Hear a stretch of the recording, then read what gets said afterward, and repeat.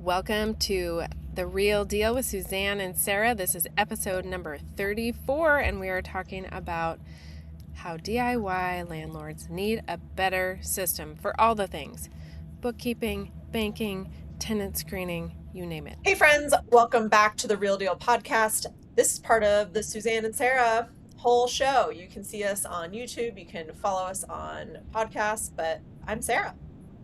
And I'm Suzanne, and we are investor-minded real estate agents in Central Oregon or wherever we happen to be working in the world and doing real estate from. And in this show, we're going to be talking about a DIY landlord tool that all of you, including us, need because it answers all the problems, almost all the problems we have as DIY landlords. Bookkeeping, friends, do not keep your receipts in a shoebox, telling you from experience. Rent collection so that it's automated and you're not doing all these things in separate systems. Screening prospective tenants, and banking. It's all in one tool. It's great, but it's not an appfolio. It's not kind of enterprise size. It's for all of us DIY landlords, and we're so excited to tell you about it. Yeah, so I hope you're here to hear the candid take because you're hearing it from people who have tried this before, succeeded, failed, all the things, and bringing it to you real. So we do it without the hype and just try and give it to you straight. So let's dive into why this topic matters for us right now. And in large part, it's because we just entered Q2. We're halfway through the year. Sarah. Q3. Q3. Big ahs happening over here because time flies when you're having fun, and tax season, it's almost time to do taxes again. And like Suzanne said, it is not the right method to be putting your receipts into a shoebox. And if you don't have a system, I hope you will at least start to have a system after you hear this podcast today, or at least consider it, because we, as real estate agents, and we carry people through this investment property buying process, and then we let go of them, and you're on your own. We try and do as much hand-holding as possible, but we try and bring you the information to help yourself. We are DIY landlords ourselves, and we also help foster relationships with people who are trying to do it themselves as well. Part of our job are things like rent collection, banking, expense tracking, all the things. So this is not something that's just nice to have. It's not a want, it's a need. And we are hoping that we give you some ideas for a new operational layer to help you scale past just that first or second door. Yes, and the reason we're bringing this to you right now is timing of the year, and also because I have started using this new to me system. It's called Baselane, and if you follow us, you know that we are hosting a free investor meetup event next Thursday, July 23rd from noon to 1 p.m. Pacific time, online and potentially also in person in a colleague's office in Bend. And we want to share this with all of our fellow DIY landlords. So as Sarah said, we're both DIY landlords. And Baselane is really a great tool to help you self-manage when you have more than one door, or maybe just one door.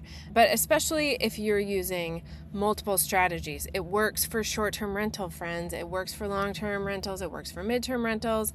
And maybe you're still doing all of your admin manually. Maybe you've got your QuickBooks subscription and your bank account over here, and you're doing tenant screening over here and rent collection through some other platform. That's what I was doing. I had 4 different systems for all this stuff, and it is a pain in the you-know-what. And you're paying for all of these different subscriptions. So Baselane is free, like many things, where the basic, but I will say quite robust platform is free. And then, of course, there's always an upgrade option. And if you know us, you get the upgraded option for free, which is super awesome. And I'm already using it, so I can tell you from my own experience that it has changed my landlording life. In just one small example, now instead of having 2 QuickBooks subscriptions, I only have to have 1 because my bookkeeper will work in Baselane for my rentals. That saves me hundreds of dollars a year. So that's just one thing. So yeah, Sarah, take it away from here, because I could talk forever.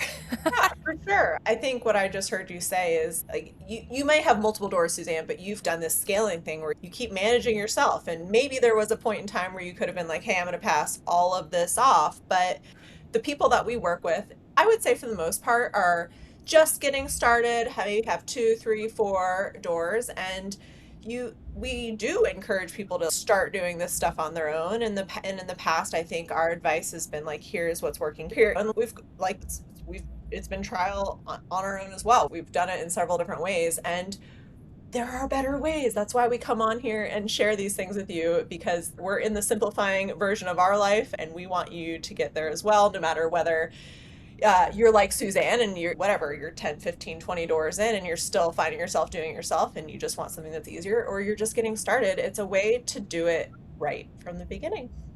Yeah, it is. And this is the stuff that nobody really talks about because it's like not the sexy part of investing. It's like the job part of investing. This is the non-passive aspect of being a landlord. What comes into your bank, ultimately, we hope is passive, but you're still working for it when you're DIY landlording. This is really just important to get your back-end operations dialed, get your house in order, and ideally synthesize and simplify everything into one system. And that's what I love, love, love about it.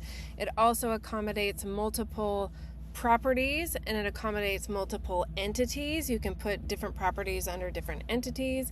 You can have a different bank account for every single property if that's how you roll. You can have 6 bank accounts for every property if you want. Their default is to have 6. Your operating account, I'm not going to remember them all, but operating account, security deposit account, CapEx, maintenance, vacancy. There's one more, I can't remember what it is. But yeah, you could have that many accounts per property if you want to, if that's how your brain works and your system and all of your entities are set up. So they can accommodate any investor structure, which I also love. It's really dynamic for however you might have your stuff set up.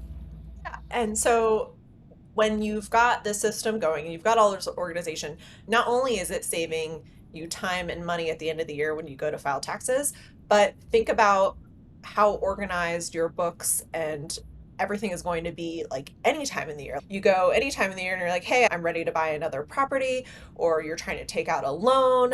Those are the two examples that I can think of, just how quick you can go in and, yeah, see the state of any of your investments, or if you're just really looking at a higher level overview of all your properties and deciding, is this a property I want to sell? Is it making me money? Is it not? It gives you that, yeah, that granular point of view at any given time, and I think doesn't make bookkeeping as much of a chore. It can actually be fun because you can see at one click how every property is doing. It can also, like you said, it can help you apply for a loan because you've got all your documents together. It can also help you sell your property, because so many times, like Sarah and I are selling investment properties, people are like, oh, send me the P&L. And your clients that have professional property management, it's usually not that hard to get, but like your DIY landlords are like, what's that? Can I just give you like a spreadsheet of my rents or whatever? So this just really helps you to have all your ducks in a row when you go to sell, so you can prove that it's been a good investment for you. It may be for somebody else or not. Yeah, I just want to give you the visual of what many landlords like myself have been doing. Bouncing between our bank accounts and our Venmo and our spreadsheets, and our CPA is like, what is all this? And I know this because I just went through this. The pain is real, and it gets even more real when you start to scale to more doors, when you start to scale outside of even the area where you live. So having all of these things in one system with people that you can actually call, like real humans that answer the phone and get on Zooms with you, and who built this system, Baselane, for investors because they are investors. That's the other thing that I really love about it, is like they know the pain points that we all have, and they have integrated tools and functionality and automation to address those pain points and make them not painful anymore. What is this doing? This is compacting a task that took us hours and hours of our lives into a simplified system. And what are we always preaching, you guys? Freeing up more time to do the things that we really want to do, right? And so here's just one more tool to help you take some of that admin work off, take some of the stress of all that paperwork and staring at a screen more. Yeah, to get out there, and spend time with people you love and places that you love, right?